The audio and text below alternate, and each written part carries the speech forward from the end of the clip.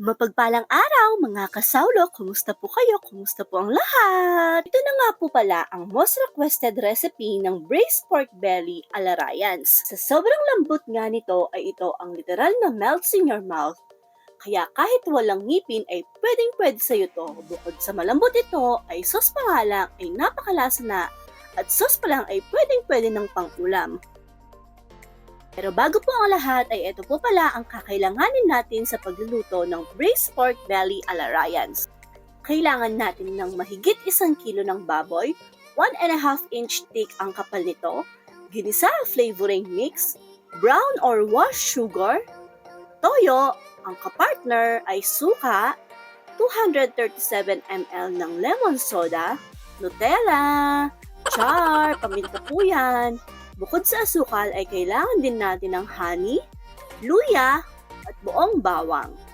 30 grams ng oyster sauce, annatto seeds or annatto powder.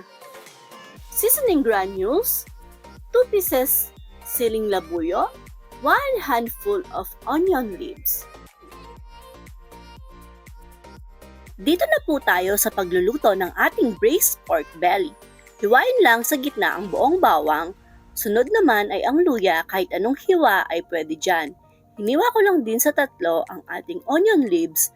Pwede sa 2 lang ang pagkakaiwa niyan dahil ilalagay lang natin yan sa bottom part ng kaserola. Pagkatapos nating mahiwa ang mga gulay na kailangan, ay magpainit ng kawali at i-brown lang ang lahat ng sulok ng ating baboy.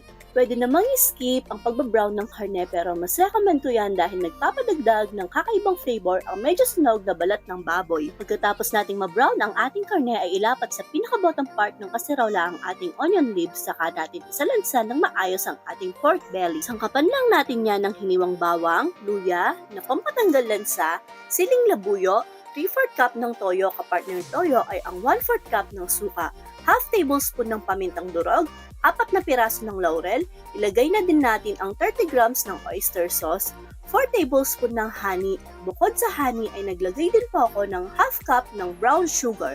Nailagay ko na din ang 1 tablespoon ng ginisa flavoring powder at seasoning granules.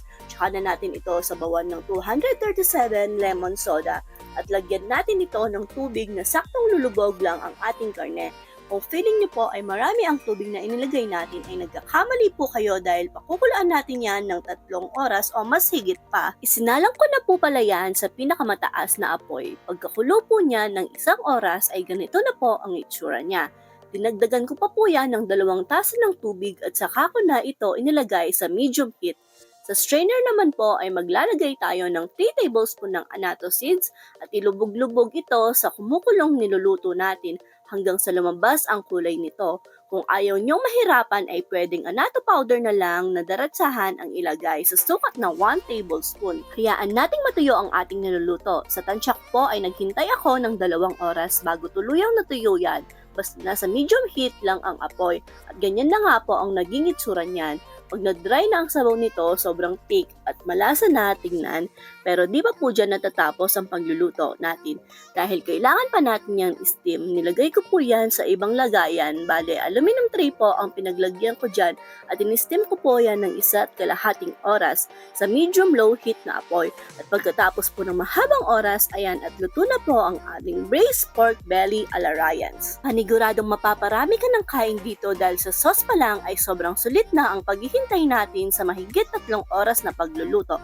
So ayan na nga po mga kasawlo at dito na po nagtatapos ang ating video. Hanggang sa susunod, paalam, maraming salamat po, ingat ang lahat, God bless us all po, bye!